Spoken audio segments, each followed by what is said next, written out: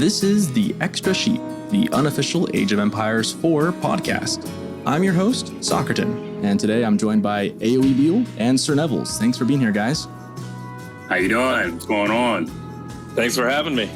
Today, we're going to be talking about the advent of Season 4 and our initial reactions, thoughts, questions, just our general impressions about that. And this, of course, being our first episode of the podcast. If you're listening, be sure to follow or download whatever it is you're doing on your apps. We're going to try and make this a bi-weekly event. We're going to be talking about build orders, changes in the meta as different patches come out, fun facts, things that we learned, and just about anything that is covered by Age of Empires 4. To start out, I think I'm going to open the floor to our guests today and see if they can give us some reactions to Season 4. Now that it's been out for, what has it been, a couple weeks now? 2 weeks? About 2 weeks. By the time this comes out, it'll have been out for about a month almost. Yeah, for sure. Let's start with Sir Nevels. Maybe you can tell us, I know you've been preoccupied with some other new games lately, but what are some thoughts, what are some changes maybe that you've really enjoyed with the new season so far? Listen, I'm just going to keep it simple, keep it real simple. All hail the Abbasid dynasty. That's what I got to say about Season 4. One thing I will say, one thing I will clarify on here is that I try to keep it, when I first started playing Age of Empire, I tried to be the aggressive, be on your head top, rushing you down, but you know what? I've chilled back, I've, taken a more subtle approach to life. And I like the boom of the Abbasid dynasty. And I feel like the changes made in Season 4 have just accommodated them better. There's a couple new, I would see if I could find the names of the tech, but they did make some changes. I don't know how familiar everyone is that has played the game, but I will say is that the Abbasid dynasty is what would you say? Are they like medieval Baghdad? Yeah, like the Arabian side of things. Yeah. The Iraq area. That's pretty dope. So they were they're a boom civilization. They're a civilization that really goes heavy into their economy. They moved out of foodstuffs to the town center, right? That research is there now. Yeah, yes, sir. They now have the fresh food stuff, which is they nerfed it though. It is nerfed a little bit. I think before it was 50% off your villagers. Now they have it to where it's 35%. The village are a little bit more expensive, but they fix it up. They fix it up with the Fertile Crescent, that new piece of technology, and all it does reduce the cost of all your economic buildings. So when I say you can get up a second TC in lightning speed, it is beautiful. I think research. It's like 300 wood and I think 280 something stone. It's way cheap. You're right. Yes, it's cheap, dude. So now anybody out there who because really the Abbasid, it's pretty, I don't say run the mill, but it's pretty everyone kind of knows how they play. You kind of just, when the moment you hit feudal, you're hurrying up and you're trying to your best, as fast as you can to get that second town center up because of the cheaper villagers. But when I say now it is so easy to go triple TC, and when that economy is just churning, there's nothing more satisfying when the economy is just churning in this game. And I feel like it's really good for team play too. I'm not a big team game player, but I feel like it's really good for maybe if you play in 3v3, have, maybe the more aggressive civilizations dive in, do their thing. And then you just kind of sit in the back and then just make the real golden age of Islam. That's beautiful. And not just speaking on Abbasid, it made a lot of different changes civilizations too about Season 4. For example, English just got better. Oh, yeah, I'll be talking about that one here in a second. No doubt, exactly. I'm not going to joke. I know that's another thing. I'm not going to go too deep. But English, I like the way English is playing. I'm going to try to this season. I'm going to try to put more civilization into rotation. I was like that when I first started playing, a good amount of maybe 3 to 4 civilizations. I heard that's not really good for advancing, but it's just my way of playing. If I lose, I suck. So it is what it is. But Season 3, I pretty much mainly played the Abbasids, and I like them a lot. But this season, Delhi's looking great. Delhi, I've been watching. I watched a lot of tournaments, and Delhi's been getting a lot of love. The Rus, I don't think they're as good as they were. That's a good question. We'll get to that one later. We'll get to that one later. Yeah, that's a great question. We can probably highlight that later. But Roots are great. Mongols, they got a new this season, they really want to highlight on because pretty much no matter what civ you play, you pretty much just you go the same landmark every time you aged up. A couple of civilizations had it to where, you had an option, this one or that one, depending on what direction you want to go. But when it comes down to most civilizations, you went up with, let's say, for example, English. You always went Council Hall, King's Palace, and then King's Palace. Well, for a minute there, it was kind of a switch between Berkshire and I'm drawing a blank here on the last Wingard one. Palace. I think the convention was always to go Wingard because of the cheap Treb production, but and Berkshire had a little bit of a place for a hot second, but for the most part, you would do the same thing every time. It kind of became pretty predictable. Like you pretty much. I'm looking at Chamber of Commerce right now, like that no one ever picks that and wins. Yeah, and actually, people are a little more viable this season. Like I hope now, so. Now I hope so too. Like even though I'm not a big trader. Like I play a lot of. I like the competition of 1v1s. So like I not a big trader. Trade's a little bit harder, at least for me to get online on like a 1 versus 1. But like I do like with the Chamber of Commerce now they have it to where every time you research some type of technology, which French has cheaper, you get a free trader. So like that can work. You can give like say for example, French, anytime you research any new tech or any new upgrade tech, you just trader pops up and you get trade online. In French, one thing about French, they love gold. They just love gold. Oh yeah, those knights. You know what I'm saying? Those knights go crazy. You get knight. You know what I'm saying? I feel like I'm not started this word out. Superiority. You get that, you're set.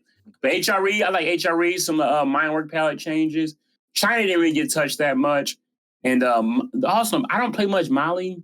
Malines I don't play too much. I know they nerfed the Farimba a little bit. Thank the HR. And we'll get to that later too. Yeah, thank the age lords on that one because that was getting ridiculous. Yeah. Well, hey Beal, let's move over to Beal here. What are some of your just initial reactions to the new season? Some of the changes that were made. Yeah, we were talking about Abbasid earlier, and Fertile Crescent's huge for getting multiple TCs, but I really love that the cultural wing is now a viable option into feudal, especially if you want to aim for a fast castle kind of build. Getting the reduction on text, the 20% cheaper text, is amazing. You research that, and that applies to the landmarks. So your castle age is cheaper, your imperial's cheaper by 20%. Both of those really opens up other avenues for how Abbasid can play. I'm still not sure they're one of the strongest civs yet. I think they fell off a little in season 3. I still don't think they're there quite yet in season 4. Going to take a little more time for them to be figured out. But just the fact that they have more options is really interesting, that they're not stuck in the economic wing, age up into feudal every time. Yeah, cool to see different levels of play for the Abbasid. Also, composite bows is a great new tech. Giving the Abbasid some of the best archers, although I have played a bunch on ladder. And around where I'm at, around the platinum level, I think with how this season is so new, you've got players that know Abbasid have some of the strongest normal archers in the game and just keep massing those regardless of the units that you're making. I've won a couple of games against Abbasid just straight up making horsemen and denying their archers pretty hard.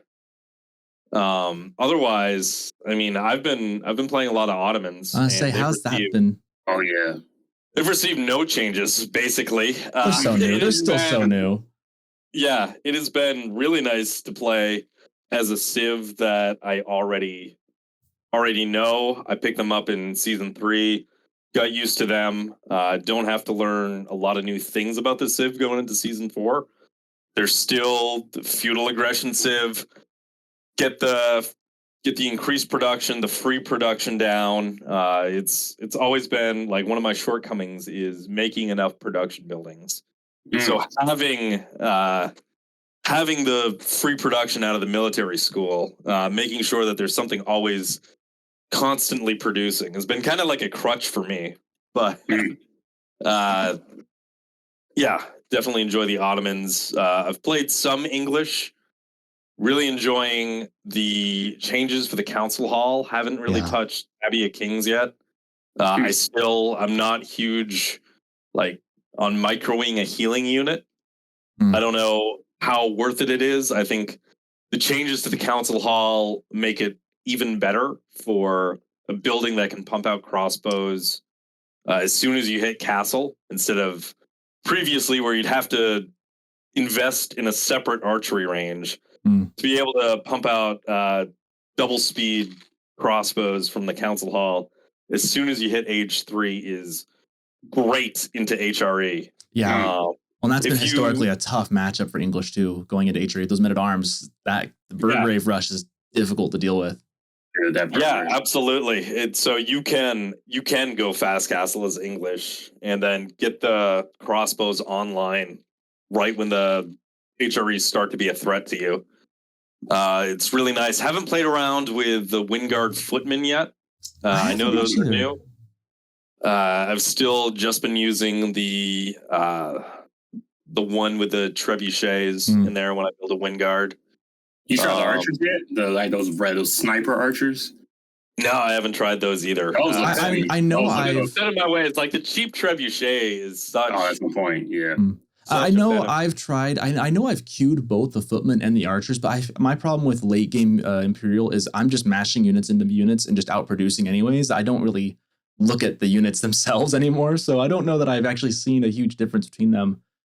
Usually, if I'm just using anything other than the trebuchet, the Wingard army, I feel like I'm just doing everything else to match the production speed I need and the efficiency. So I don't really know that I noticed a difference of those units. Do you still think English is like as strong as they used to be Imperial Age? I feel that they are still.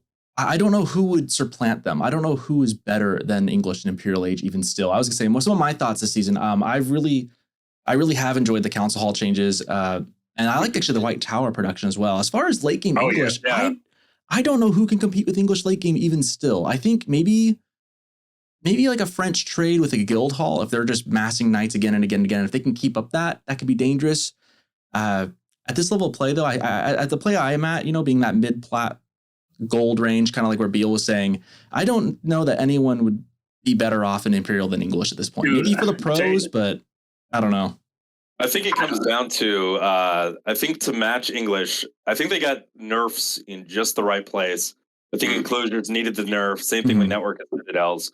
So I think to match English late game, English isn't focused on map control. So you take the map control, you set up your own trade, and then you get your gold generation on par with English with the nerfs. You know who's taking down English? You know who's taking down English late game? If it's possible. Who's doing it? I believe 100% Delhi. Delhi has been devastating to English this time. Delhi. I think they've always countered English a little bit. Yeah, Delhi's always, because the timing of when they can get their mass, they can outmass English right as England is coming online. So if England wants to take a fight early, they're gonna lose to the Delhi mass. It's hard for the English to stop the sacred sites at the beginning. Yeah, my only solution has been to ram rush all in, but if that's such a gamble. If you fail, they're going to outdo you in castle as well, because their castle age spike has gotten far better with this patch. Yeah. Dude, I don't know about Imperial Delhi. I don't know about late game. Just with I don't know if English can English make it to late game with Delhi. That's the big question. That's what I'm saying. Delhi into English, you want to end that feudal castle. Yeah, I was thinking, say like you said yourself, Bill. Like you said, how like the English kind of can turtle up. They don't need map control, which is like complete opposite of Delhi. Like Delhi, you can just turtle up all you want, chilling inside your crib. You know what I'm saying? Light a campfire, enjoy life. While Delhi is just conquering the map. Like they just, and then listen. I think once you really take off, I think just like, say for example, you get a nice gold economy going, maybe get a little Dumbo spam in there. I really feel like English does kind of like, I think English with the enclosures and everything, like I think English just does really good at just being able to throw troops at you. They can fight maybe longer, but I feel like English, I think people thought English was going to be a lot better this season. And I really think that I think Delhi is number one. I think that's the S tier civilization this season. I don't Delhi disagree. is so good. I do not disagree with that. I do think English is still a very good civilization. Oh, yeah. I think they're definitely up there. But I think Delhi might be the golden child this year or this patch. Yeah, I think are Mongols. I don't know, dude. Where are Mongols? They're also great. They are. Dude, they're up there. They've been great. They've been great. Yeah. The silver tree. I don't think Mongols have been bad. Mongols used to be all about that tower rush, and now I feel like the silver tree and the trade meta has really taken over. I mean, combine them. You tower rush, put the pressure on, get feudal age with the silver tree as you're putting the pressure on. Get those couple of traders. Like all you need is 2 or 3 to deliver gold, and then you've got enough for castle. Yeah, go castle after that into men at arms. Like that is or lancers, dude. Those lancers somehow the Khan. That Lancer the Khan, oh, dude, I've almost broken everything in my room just dealing with that. Dude, literally. Well, I'm saying like, you know, one thing that's changed this season that I actually really, really enjoy, but I haven't noticed as much because I haven't gone against many players who play this Civ. I love the fix to the deer hunting, that now it's 2 shots. Oh, my God, the scouting. Yeah. I wonder, do you guys think it's going to open up? I haven't seen a lot of Roost players this season. Do you think that opens up Roost play to more low-level players? Oh, yeah. I believe so. I mean, okay, so season 2, you couldn't tell me anything negative about the Roost. Roost is my favorite civilization. There's a fun civilization, but they were like very micro intensive. Mm-hmm. Like, I mean, you had to spawn out 2 to 3 scouts. And then a lot of times, especially me being like a newer player at the time, because quick backstory, I'm new to RTS completely. This is my first RTS game I played in my life. Like, so like me, not even really barely knowing mouse and keyboard, I might spawn out 2, 3 scouts, but I got 2 scouts freaking picking grass while I have 1 over actually, doing something. So like, but, the fact that you can actually just shift click a whole deer pack and then kind of leave that scout alone and move along, that makes a huge difference because that extra arrow, if the enemy came in contact with that hunt while you just have it shift click, they can immediately, you'll be so focused, you'll have 3 shots on 1 deer, and if they're macroing they're actually not macro, if they're microing their scout, they can take out 2 to 3 deers while you're still focused. You'll be way behind and lose so much gold. So yes, I think that most definitely makes Roost. It's funny. Counterpoint, I want to say it's a bad change. Really? Hot take. Playing against Roost, or Roost against an opponent. It created like a micro challenge. Like you could shift click, but you were at a slight disadvantage. Because if your opponent was active and watching you hunt the deer, then you could absolutely get in there, and it was easier to deny if your opponent wasn't paying attention.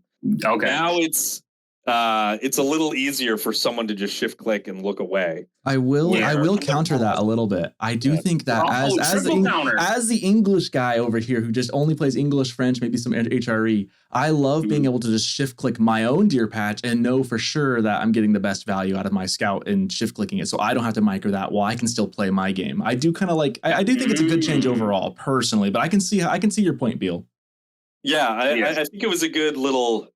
I think it was just balanced as a micro test. I don't know if I think Relic's certainly not micro intensive on AoE 4, especially compared to other RTS. Compared to like StarCraft. So I see why they changed it.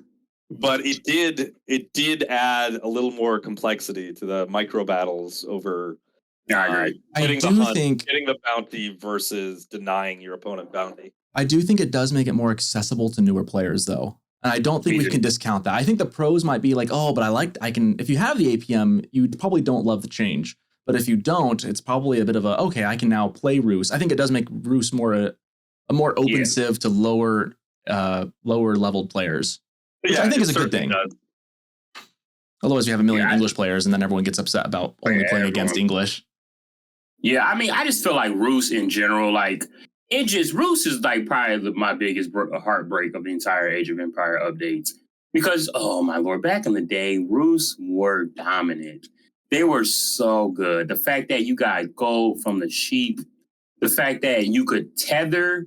Not being a tether wolves is my biggest That's like my biggest complaint about updates. Dude, I am so hurt about that. It was such a fun mini game. Like the reason why Roost is my favorite Civ, it was a mini game inside of the game. It was like you had to go around, get wolves, tether it. Then, like, the opponents be chasing the wolf, a little mini game, a little war, give that Scott a little smack, let them know. Like, it was just.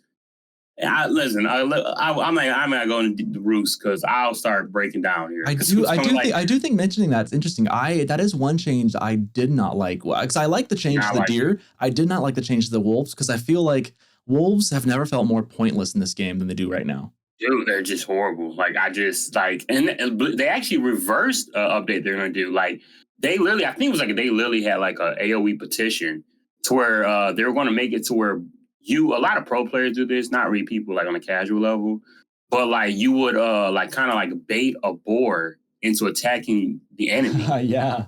Yeah, and they were like, I don't know why. Listen, developers, one thing I will say about Relic Entertainment, they're really good. I think a lot of people commend them on this. They're really good at listening to their community. Like, if people have problems or they address things, they will in the next hot fix or patch, they will get it fixed, which is really commendable to them.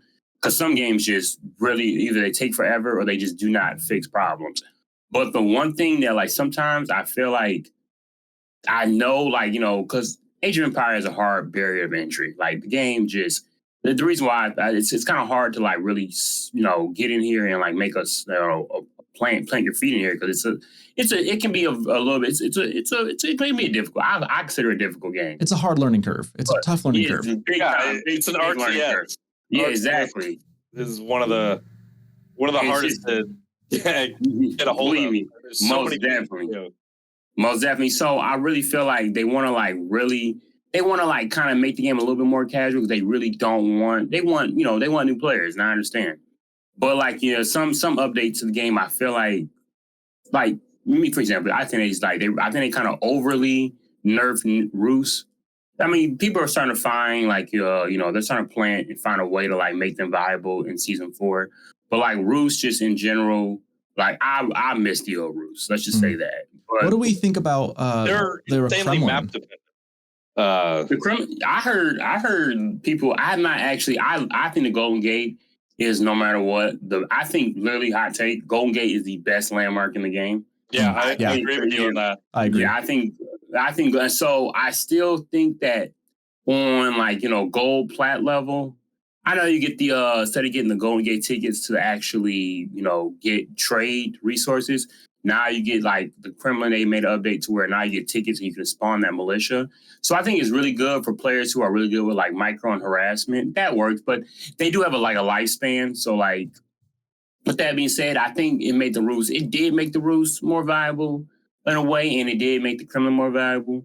But I still think that Golden Gate is superior to everything. I feel kind of the same way about the Abbey of Kings, Abbey of Memes with the Knight. I don't know when I would want that over, because I've had some people mention about the King, you can use him. He is a knight in his own right. He's not just a scholar or something like that would just heal. He can go and raid. But my point is, he's not as good of a raiding unit as 8 archers would be. And by the time you killed him with some horsemen or with something else, you would have been better off going just with the council hall instead and just massing up and doing the traditional opening.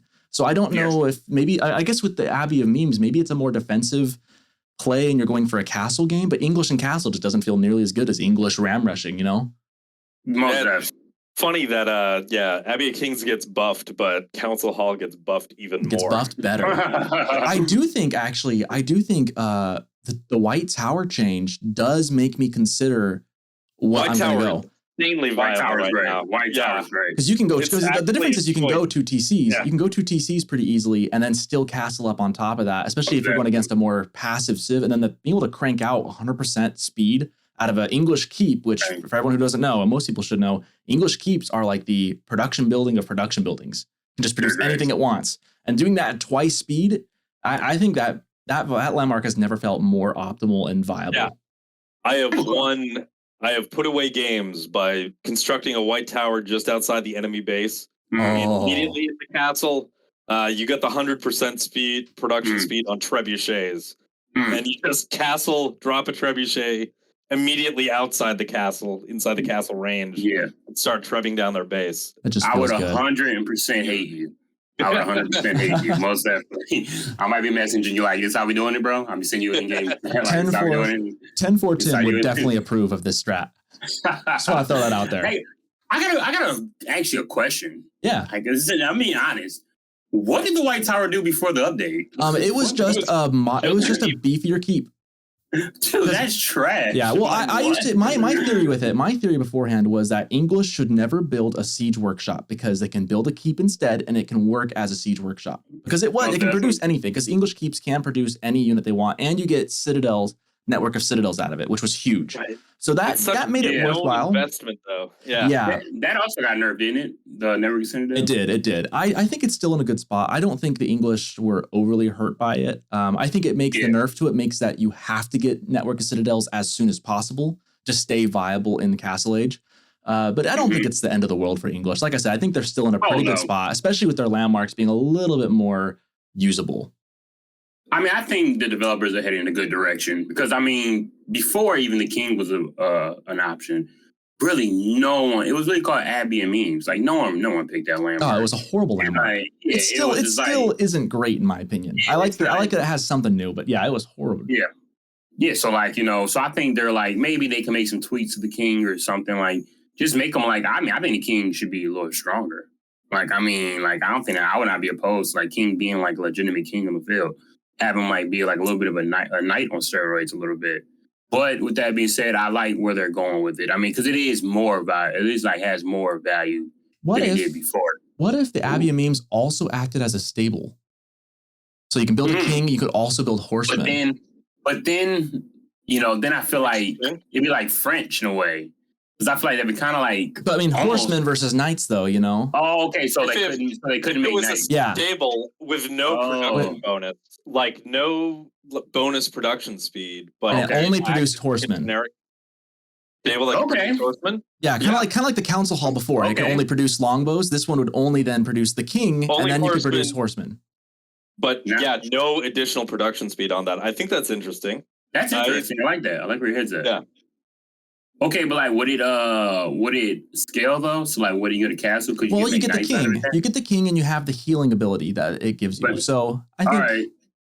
And never any knights can produce. No ever like. Maybe that'd be like an upgrade or something. I don't know. I think it's kind of shows the hard part of how much these devs have to work on this because every single of these landmarks. How do you make two landmarks both equally viable without making one of them broken? It's a tough question. Oh yeah, that's why they get paid the big bucks, and I'm over here figuring out if Q and E are hotkeys. You know what I'm saying? But no, I actually like where your head's at with that. I think the one thing I think I wouldn't like is if it's scaled. Like if you got the castle, now you can make knights, because then I feel like too much. It'd be a better school of cavalry. And the French need all the help they can get. The French don't feel good right now, huh? And that's kind of leading into that kind of leads us into our next discussion topic. Our main topic today is what are good segue. Yeah, good segue. Kind of leading us into like what will be the top and bottom meta civs according to us plebs here around Golden Plat. Like, what do we think the top ones and the bottoms are? I'm going to list out what I've heard so far. And in fact, I have this graphic I put in our outline today too from Golden League. I think this was put by. Oh, who was it?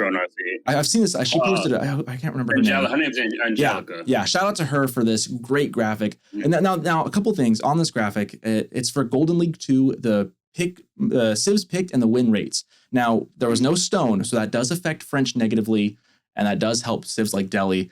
Delhi, however, is the number one winner, followed by then, I think, Ottomans, Rus, and English. Now, Rus getting a big buff because of the no stone walls. They can produce, obviously, their palisade walls, which are beefy. So maybe that's kind of an outlier. But overall, we're kind of seeing a trend. Delhi is really powerful, whereas I think French don't feel good this season to me. Like they're still like, you can still win with French. Not that the Civ will make you always lose, but they just don't feel like they have that edge. I think there was a moment like a season and a half ago where French knights and the royal bloodlines, everyone kind of realized how powerful that could be. And they were just stomping people. And I think now everyone kind of knows that French want to produce knights. People have outbuilt, their builders have shifted to adjust to that. But what do you guys think are some of the more powerful civs, and what do you guys think will be the bottom civs? I think we know that Delhi's kind of on the top. English is still doing good. French is kind of in, the The Pit of Despair. Where's like Chinese? Where is that sitting at? And how are Malians after the Farimba nerf? What do we think? Okay. I guess I'm okay. I'll give my little quick input. I could be a little long winded. I apologize. Okay. Well, like you said, well, first I'll start from the bottom. Okay, so yeah, we do. Like, I've been playing this game, let's say, since about almost near launch. Came out late October, pretty much almost early February, early November, excuse me. And yeah, French pretty much has dominated the ladder for like I'll probably say half of the game's lifespan. French when I and first started Mongols. playing the game, yeah, French and Mongols for sure. And French were insane. Like, you know what I'm saying? Like I was when I first started playing the game, I 100% main French. I think like a lot of people, like French are just insane. But I feel like the French are lower on the totem pole. Now, I don't think they're a bad civilization. I think there's just no meta change with the French. Like, you know exactly pretty much what the French are going to do. Like, you know, even though, think about it, the French have like, they have the strongest knights in the game. They arguably have the strongest crossbows in the game. They have great economic bonuses. You know, they have like, you know, they get a percentage off of all their economic techs. Like the French are great. You make a keep and you plant your stables and archer range around them. Then the units are cheaper. Like the French on paper sound overpowered, honestly, but they're just figured out. And I kind of think that places them not just based off of their, you know, their tech, but just the way the meta is going. I kind of think French are just pretty much figured out. That's a good point. So yeah, and I think they'll be figured out for a minute now because like progressively, because French really have like, they receive little small nerfs. So you would think like, you know, for example, like with the Rus, like the Rus were dominating the ladder and they had, the reason why they're not anymore because they had to get nerfed to the ground. Yeah, they got nerfed French to oblivion. Exactly. And the French never really got nerfed like that. And now they're still low on the totem pole. So interesting thing. I think it's the same nerf that got them both. The second TC going from 300 stone to 350 was a huge reason. That's another one. Bruce and French got nerfed because it completely throws off French's feudal timing for them going second TC. Yeah, it absolutely. I didn't think personally when I saw the change from 300 to 350, I didn't think it was going to cause that much of an issue. It absolutely did. Oh, we did, most definitely. Absolutely did. And that's why French and Rus are, since season 3, have been just less competitive. That's an extra ticket for Rus, right? That's an extra ticket from the Golden Gate for Rus to get up to the second TC. Oh, it used to be just the they can't set number. Just buy it. They have to commit to mining or another ticket. And yeah, French have to pull off of either they have to slow down the archer or knight production just a little bit longer. Yeah. To get that second TC up. Dude, Beal, what do you think? I mean, is French? I think so far French is on the bottom of the totem pole at the moment. What other civs do you think are on the bottom, Beal? French definitely. Are we talking about? So I don't know high level play. I know I'm talking like our level of play. High level play, a bit of both. You know, I think French kind of across the board is low on the totem pole right now. Yeah, and Rus, I mean, they're not. So Rus is in an interesting place because they've gone from like one of the best civs in season 2. They're not completely trash. They've just become more map dependent. Get Rus on a map where there's like a huge forest in the middle. We're talking forest ponds or maybe oasis or hideout. Or oasis, like something where it's easy for Rus to take just a giant wood line and get those hunting cabins down. They're doing good. They're also pretty decent on water maps with their ships. They're great on water maps. They can convert their ships and they don't. They get more efficient fishing because the fishing ships don't have to go back to the dock to drop off food. The Rus are a decent pick on water maps, decent pick on hideout in certain maps like that. So they're definitely low tier on open maps, but decent on certain situations. Yeah, got situations where they're where do we put Chinese right now? They've been top of the top, they've been bottom of the flop. Where are they right now? Do you guys think? I think they're still up there. You gotta. 2 TC song into like booming up, 2 TC song into a little Jugunu action in feudal age, then using that economic boom to get into the castle age to back up the Jugunus with the palace guards and nest of bees. There's still an insanely strong civ. How do we feel about I don't know how much Nevels you've played against Malians. I personally hate Malians with a passion. That Farimba last season drove me nuts. As an English guy, if you can't deny their gold, it was just awful. My favorite thing I saw actually in the I think it was the War Chief Club was watching Barbican get dropped on the Malians gold. Greatest thing I've ever seen. Best time to Barbican rush. It worked. I loved it. I support that. Where are Malians at now with the Farimba change? Yeah, I'm looking it up. What exactly was changed about the Farimba? Good point. That's honestly about to ask you the same thing. Like, is it just See, I'm looking at it right now, and like they don't really give like I'm gonna look it up. Like look at the actual patch notes because I really like they don't like tell you what was before and what it is now because I see what it does. Just answer the question though. Honestly, I think Malians are pretty much. I think they're like. I mean, if we had to give it like an actual like letter ranking, I think they're probably like B tier. B tier. I think they're like I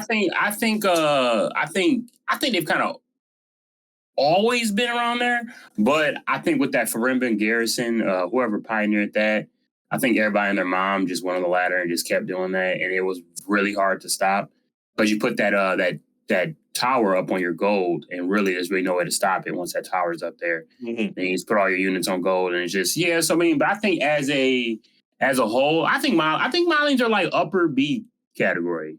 I think if you know how to play them really well.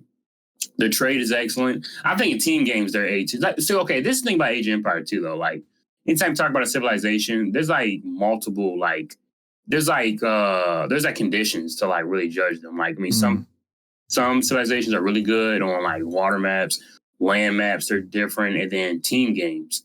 Like I feel like Malian are like S tier in team games. I would say the same thing. I would say French suddenly bump up a lot higher on team games as well, just because when they do get those nights out, they can rely on their teammate to kind of hold them through and not let them get rushed. If they can get that, because then that 2 TC build becomes more viable for French again. And if they get that rolling with some trade, suddenly you got knights you can't deal with. So I agree that does change the dynamic a little bit.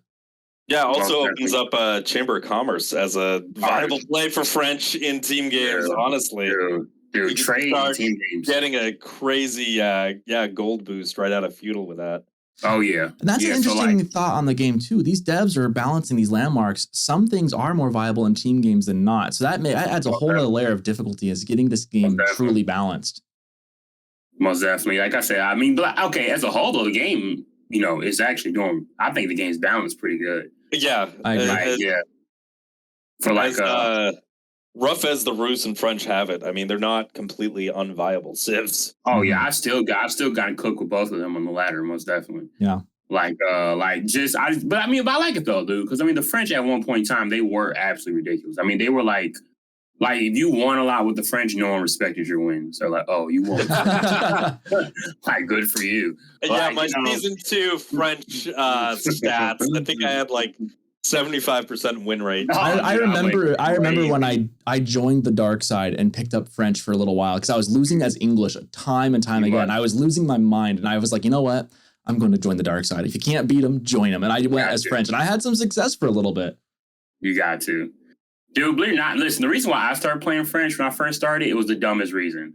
Like, I just thought they had the coolest looking units. And I was like, figured out they're like, we're like the best civ too. And I was like, whoa, we're good. That's like, when I first bought the game, like, okay, like I used to play Age of Empire 2. And like, a lot of times, the game looks a little, I didn't play like that, but before I started playing 4, I played 2. And like, they just didn't look as cool. And then I got 4 and I was like, these guys look amazing. Mm-hmm. So I started playing with the French. But yeah, French, they, I think they're still a civ. I think they're more respectable now. You play as the French, almost like now people are like, you're playing as that like outdated civ. Like, good for you. See how to make it work. It's like the opposite now. Now people respect you more for playing the French. Like, wow, you're still playing as them. Yeah, I'm getting a lot of hate for my English game right now. Everyone's tired of playing against English players, but it's just they just feel good. kind of on Oh, that they're then. great. So we mentioned the deli being, I've heard this from a lot of people on Rising Empires, on just my team games I've done. Everyone is raving about deli. Are we in agreement that deli might be the S tier civ this season? I think it's a little early to tell, but they've certainly jumped up in rank. They're making their case. Yeah, just the fact you got Compound of the Defender making keeps cheaper, plus also putting the normal keep techs in the compound, so it's connected to the mosques. Because usually when you drop a keep as a deli, it's not going to be in your right in your base connected like the mosque research system. But being able to research, what is it, village fortresses? Oh, that is the most annoying tech I discovered recently. Defender, and being able to drop cheaper keeps, having keep town centers on the map. They got like six town centers. So if it's too early to call them as the best, I mean, it is kind of early in the season. If it's too early to call them as the S tier of the season, I think we could at least say they're probably top 3. They're up there. Oh, yeah, most definitely. They're most definitely up there. Would we say Ottomans are also in that mix? I've noticed a lot Ottomans with the kind of like what Beal was saying earlier with like it's so much easier to just continually produce and mass up. I've noticed Ottomans have been, I think out of the new expansion civs between Ottomans and Malians kind of had a moment where they were really good before the Farimba got kind of nerfed and their gold reduction was moved down from 20 to 10%. But Ottomans have stayed pretty much the same. And I think Ottomans, as an English player, I don't mind Ottomans. I can whoop them up in feudal much easier than before Ottomans could even get going. But when you let them kind of go, Ottomans seem to be a big fan favorite, I think. Once they're able to hit their mass in the middle of feudal, and you've got just a million archers and Sipahi going. They're so fun at like the vizier system, being able to assign the points, sort of building how you want, because there's no specific matchup where you're going to choose the same vizier points each time. Like there are different matchups where taking the 2 imam right out of the gate with the first point to get AoE healing is huge, or sometimes getting the meter with additional movement speed for all your units around meters is big. Or if you're against the French, those early getting speeders. Anatolian hills to spawn the sheep directly under your town center to give you some time before you need to expand outwards and sort of be a little more vulnerable to the French. I think that there's so many ways to play Ottomans into civilizations that that's why I'm maining them right now, because there's so many interesting decisions you need to make. Like, do you drop the military school in Dark Age? Is that the plan? Like, or do you go straight to feudal? Ottomans have a decent fast castle if it comes down to it. You can get the twin minaret madrasa, get the faster berry harvesting, get Anatolian hills for all the sheep under the town center, and let your spears guard the gold. Food. Just stay close and be able to castle up, or you can. What they really excel at is just massing up mid to late feudal and just rolling over the opponent. Yeah, Ottomans seem to be I like the Ottomans are a versatile civ, and they don't feel overpowered to me. I mean, again, I'm an English guy, so ram rushing into feudal, getting those longbows before they can mass up feels pretty good. They don't feel overpowered by any means, but they definitely feel good. I would probably put Ottomans in the top 3. I think myself, I lean towards, I think English is maybe if not top 3, at least top 4 right now, I think. I do feel that I'm curious where Abbasid's going to end up. I do think there's some new interest in Abbasid. Whether or not they're a top civ is to be seen. I know that with HRE having some changes as well. I haven't noticed HRE being more of a top civ than they were, even though they have the option to open up into knights or to go into knights and castle age now. That's viable with the changes to the it's not the Burgrave Palace. It's the Minework. Minework. Yeah. Yeah, that's more viable. Is really interesting. It's so hard though, because I don't play a lot of HRE, but when I did, it's so hard to justify not having an Aachen Chapel. Especially at my Elo, where it just removes a lot of prelate micro. The Aachen Chapel without thinking about it. Yeah, the Aachen Chapel is most definitely like rivals the Golden Gate. I would say, if there's a second best landmark, I think Aachen Chapel might be it. I mean, the 40% boost to your eco is just I mean, that's one thing I will say. Everyone complains about English. They don't get a lot of great eco bonuses besides their farming late game. Yeah. Because, I mean, that Aachen Chapel is just insane. Especially when you get like a juicy one that's got like the wood line, the gold covered, and it can just get some sheep. Listen, if you ask me right now, I think that as a whole, the HRE had the best landmarks. I think as a whole. Absolutely. Like, they scale very well. As far as scaling, They scale You've got like Palace of Swabia is dude, beautiful. Oh man. The best TC landmark by far. Dude, did you play the game when the game first came out? Just a little bit. Just a little bit. Dude, I played for like 2 or 3 weeks when it came out, then I took a break for about a year. Okay. So all right, dude. Listen, man. Let me tell you a little something, man. Listen, the HRE were psychopaths in the game. I don't know why, like, dude. The HRE, only one that wasn't as good was the Aachen Chapel because you couldn't drop off resources to the Aachen Chapel when it first came out. But dude, I main the HRE. That's like the first civ other than the French that I main. Dude, the Regnitz Cathedral was insane when the game first came out. You can drop off 3 relics in there. Every one of them gave you 300 gold a piece.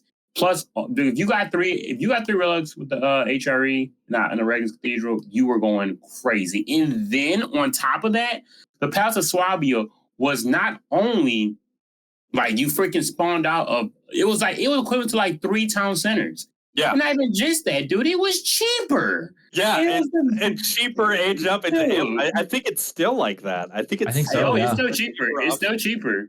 Yeah. And it's still super good. Like, listen, like, I don't know. I think people say the HRE weren't even that, like, if you looked at like any type of pro tier list, the HRE was like mid or like low. I'm like, are you people blind? The HRE is their landmarks were insane. Team games, the HRE got 3 relics. It was over. Take your fields off gold. Who cares? You're rich. You don't need any of it. I always have this huge conundrum going into castle with HRE because I want to be greedy and go for that Regnitz because you get 3 of those. If you get 3 of those, you get those 3 relics in there. You get that 150% bonus to gold. So you're getting basically like almost 15-20 vills worth of production out of resources out of that. But then also, if you can man it, if you get a really good Aachen on a gold vein. And if you get some relics anyways, that Burgrave, I mean, just printing Men-at-Arms, Men-at-Arms are I think they're one of the most underrated units in the game sometimes because you get a good enough mass, and as long as your opponent doesn't mass up crossbows, no other unit that I know of can really take care of Men-at-Arms. Maybe some mass knights. Especially HRE with the heavy maces. Oh, yeah. Men-at-Arms doing crazy damage to knights. I got to say, so... I watched in Rising Empires last week on Marshlands. I saw one of the best HRE games. Marshlands is one of the new maps in Season 4. In the middle of the map, there's just a bunch of like fishing spots that you can also like walk over. So it's just shoreline fish forever in the middle, which are really fast. They have some of the fastest gathering rates, I think, outside of deep fish. So there was this HRE player who got one of the best Aachen Chapels I ever saw. I think it got all 4 resources under there. Somehow did that, used that to jump immediately into Castle, had the production to drop a Burgrave, got the Men-at-Arms out, and was able to take map control. And as soon as the food near the Aachen ran out, they had enough map control to drop mills in the center and had the food to sustain just constant Men-at-Arms production with no slowdown. It was a crazy game. When HRE gets rolling, it's just so hard to catch back up. Like some games can have back and forth. I think the games against like Abbasid can have, if Abbasid takes a bad fight, like I think they're always looking for a really good fight to take. If they take a bad fight, the pendulum can completely swing in that game, and the opponent can then rally back and start torching the TCs down and getting some value. HRE, once they get going, it's really rare, unless their eco completely stalls out due to some missed macro. It's really rare that they just kind of collapse. So when those Men-at-Arms, you get like 40 of those guys, those chads start walking into your base, and it's like, well, here's my white flag. I'm just gonna dip out. Like, don't mind me. Most definitely. I mean, I think HRE also, like, I mean, I think when it comes down to it, if you're scaling ahead of your opponent and you are hit castle before them, you just have to go Regnants. Like, you have to go Regnants, get those relics. And also, two things about HRE. I mean, HRE are, like, I think one of the most versatile civs. Oh, the English is very versatile too, but they can pretty much play every map. And I think HRE personally are the best civilization on water. Like, me personally, you can hear me out here. Listen, you sit up here. I even got a video on my YouTube, so never subscribe. Anyway, I got a video on my YouTube. Dude, like, all you got to do, man, is just get some wood going, man, and then just make your Aachen Chapel on the wood line, garrison up a prelate. Dude, you get your wood, it just goes insane. You take over water so easily. Then just go into Burgrave. Dude, spend out men at arms, win the game. Dude, it's just the HRE, like, because they balanced out water to where, pretty much like, all the boats are pretty much in the same playing field, but the economy isn't the same. So, like, HRE, definitely dude, they're insane. I think I'll probably say HRE, China, and I don't know the English have cheaper boats. English are up there. English, yeah, probably English. Probably HRE. Then again, Delhi's got those. I think it's Delhi has the shooting fishing ships that can shoot arrows too. That doesn't make enough of a difference. I don't think. I think Delhi on water is that good. Abbasid though got cheaper docks, so depending on the map, it's certain maps Abbasid can do really well on water. Well, actually, if we're talking about water, I think we're respecting one civilization. We gotta throw in probably top 3 Rus. Like Rus really is. Rus on water. Rus on water might be like. I think, me personally, I don't know how we go. I'm not trying to, sway the conversation, but if we're going to water, then I think we go HRE, China, Rus. I think those are the 3 civilizations on water. And I think English is the very close one. Maybe like a 4th. I think we've hit some interesting things here. I think this season has definitely kind of shown that the devs are wanting to make every single civilization more versatile. I think we see that with the English changes. I think we see that with some changes to the Delhi and Abbasid. I think we just see that a lot of the civs, I look at Chinese. I think Chinese has been heralded as probably the most versatile civ for a while, mostly because they can make all their landmarks. So how could they not be, right? Mm-hmm. I think more civs being able to have more viable landmarks in 1v1s and in team games. I think this season has definitely made. I think the balance is really close. I know that there's kind of I think Delhi's kind of looking like the favorite, but I mean, even with French, you can win. I mean, even with Mongols and Chinese, you can still win. I think it really does come down to the map. There's so many things that go into an RTS game as to who's going to get the edge or who's good at what matchups. Like if you put me against like Malians, that's a bad matchup for me, but maybe someone else would just wreck. I do think that this season is kind of exciting looking at it though, because everything's the parity is much better than it used to be. I mean, it used to be that like French was the top civ, Rus was top, and there was if you played like Abbasid, you were just in the trash. Like there was nothing you could do. Mm-hmm. Whereas now it feels like, I mean, we've come a long way from the sprinkled meta back in like season 1 and 2. We've come a long way. But I do think this season's been a good one. I like the changes to landmarks. I hope they keep tweaking things in future seasons, because I do think we want to see more viable landmarks and more viable strategies. I love a civ that has more than one playstyle. And I'm looking at French kind of as the biggest deviant from that, is that they kind of have that one playstyle. We've mentioned that today, how everyone they're figured out and it's because they can't do more than one thing. You know what they're gonna do, and so you got them figured out from the get-go. I think we'll go ahead and take a quick break here, and then we'll end this episode with our extra sheet from each of us.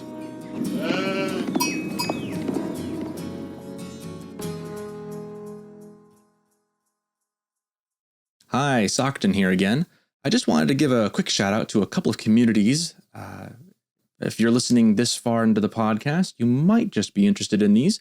First one's up is the Rising Empires. If you haven't heard of it, they're the guys on Twitch who host the War Chief Club and the Low ELO Legends, which are both 2 tournaments.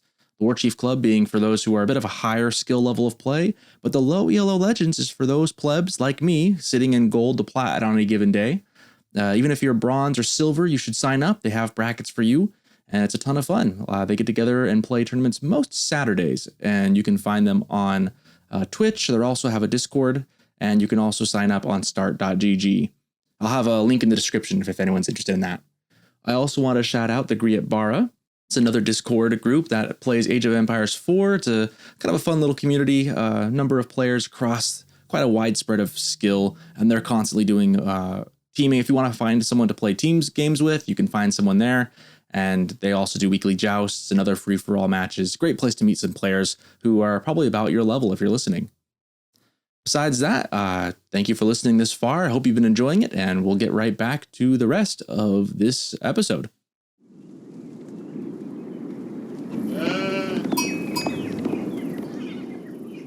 All right, and we're back. We're here for our extra sheeps. We kind of went in reverse order from when we were talking about our favorite changes from the season. So I will go first here with my extra sheep. This is actually kind of embarrassing for me. For the longest time, I was wondering, how did people do that trade mechanic where you build like 3 stables on the actual neutral not stables, where you build 3 markets on the neutral market and you build 1 on the other corner. And I got in theory how that worked. I could not for the life of me figure out the mechanics of how this worked. So if you don't know, good for you. You're about to figure it out. I did not know, for instance, that you can right click from a production building to rally. For the longest time, I've been hitting G on my keyboard, which is the rally, and then left clicking where I want them to go, whether that be from TCs, from all my military buildings, anything. And I just finally realized that you can right click to rally, make a rally point, and you can shift right click then and have multiple rally points. So if you're wondering how to do the trade, you click on the stables that are closest to the market, the neutral market. You then scroll on over to the stable, or not the stable, the market. You click on from the stables, you scroll on over to the market on the other corner, you shift right click it, and then go back to the neutral market and right click that. And then they do that magical thing where they leave, the traders get produced from the markets, pick up the gold, and then march on over to your market on the far corner. I don't know how, to me, this was like learning how to A-move correctly. Like, that's how big this was for me. So that's my extra sheep, is I finally figured out that that's what you can do. I pretty much just learned that from you just now. I knew it was a thing, but I never, ever touched. I don't do trade. Both have been hitting. Oh, okay. Talking about the trade trick.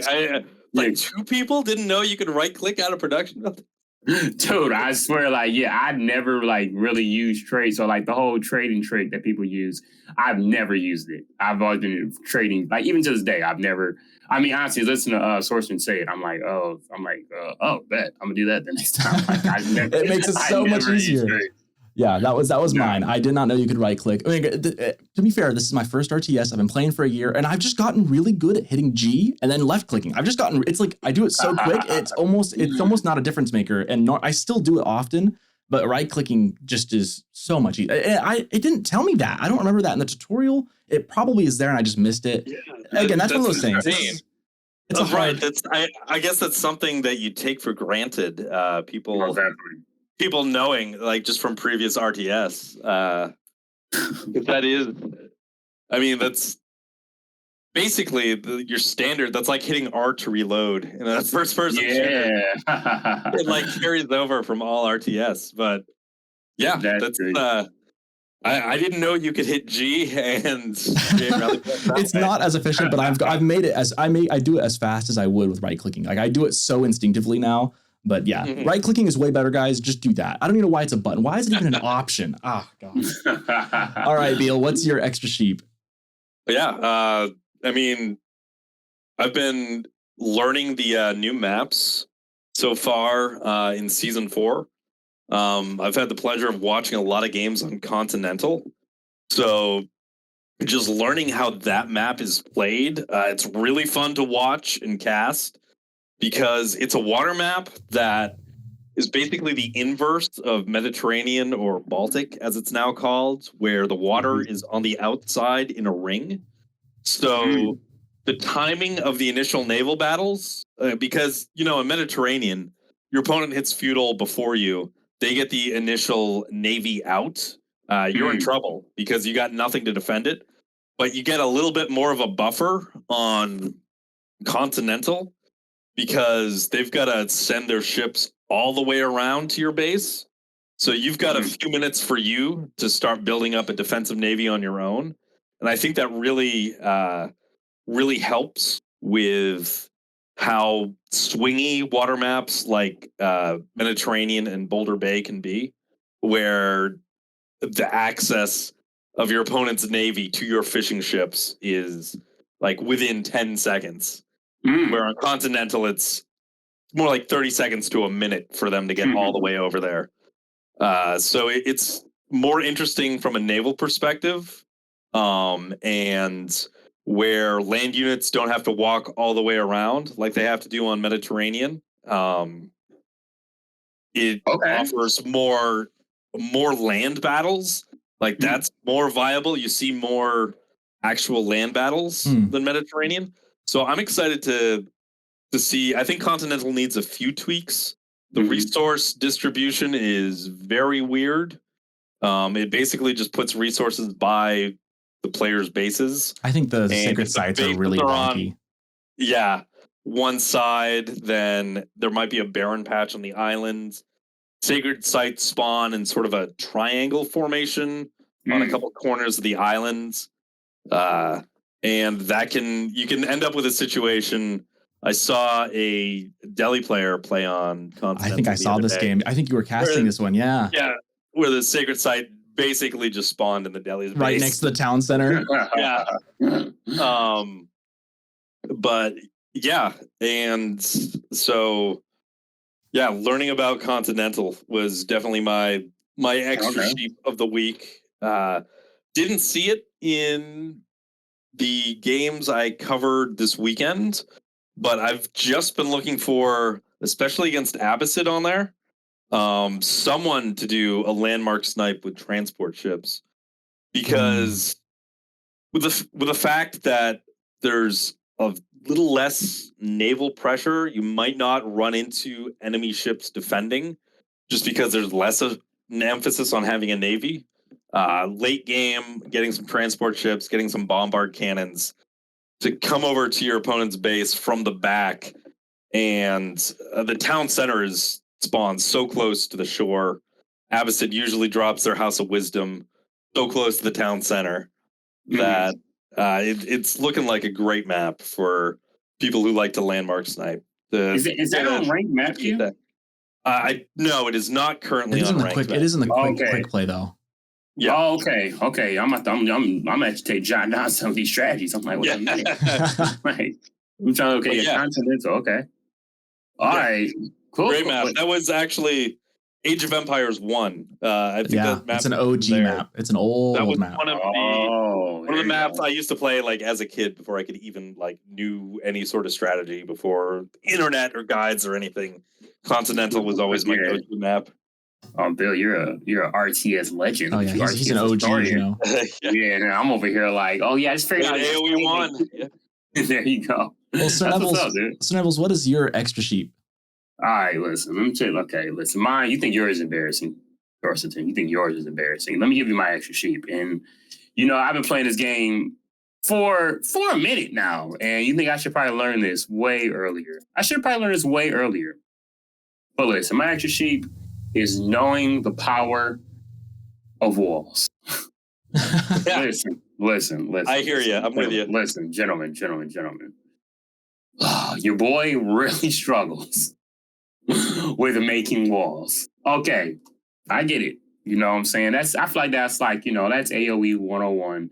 When you get to a certain point, you got to protect your economy. But the gravity of making walls is far more superior. I have probably dropped, I'm going to put a stat out of my butt, but I think it's a real stat. 70% of my games from not making walls. I have played 10 games with other members of the Discord, and, they'll be like, no, what's going on, man? What's happening? I got 50 knights in my base, and it's like 50 minutes in the game. And it's like, dude, you didn't make any walls? Like, are you for real? Like, I struggle with making walls, and I've been getting better. Because I got to realize that if your economy is exposed, like, it don't matter how big your military is. It don't matter how much pressure you're putting on the enemy. Once that villager death count starts getting in the 20 and 30s, your whole economy, it becomes the Great Depression. Everyone is just suffering. Like, you just start fumbling the game. And when I tell you that I have lost so many games from night raids, small night raids, it could be just 30 minutes in the game, and I got 3 nights, 4 nights. 5 nights in there and destroyed everything I built. They have destroyed with those 5 nights. So if I had to say anything that I have actually learned, is that you cannot. My strategy before was just okay. I don't know if anybody here is superhero fans, but I'm a pretty superhero fan. I like superhero movies, all that good stuff. And in Avengers 1, Captain America looks at Iron Man and he said, "Hey man, we need a plan of attack." And Iron Man looks at Captain America and he says, "I have a plan of attack. Attack." That has been my entire strategy since Spoken like a real Frenchman. Exactly. You should pick up Mongols. They can't even can't even make walls. There you go. Just build towers. That's probably a reason why I've tried playing Mongols, because I might as well, because I also struggle with houses. So I get houses. I have, for a long time playing this game, I am still cursed by so many novice problems. Either it comes down to making villagers, making up houses, or eventually walling up. And that is my thing. I am trying to become a more macro-centric player, because, anytime you really ask any type of professional player, they'll tell you that they believe that macro is more important than micro. And I have always played the game, especially coming from French, very aggressive. And I think if I just keep pressuring the enemy, then why do I need to make walls whenever you enter my base? I'm always outside of their base.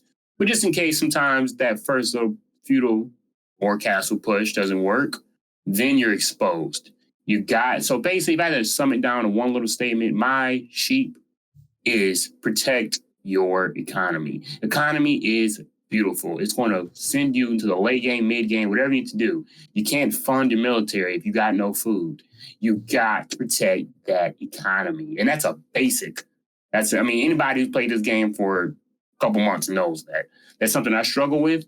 You know what I'm saying? Because the game, it's a lot of things you got to pay attention to. But yeah, most definitely walls. I'm getting better with it, though. So your extra sheep then is to protect that extra sheep. Exactly. There we go. We'll make it protect them sheep because they can't defend themselves. Nice. You need those walls, most definitely.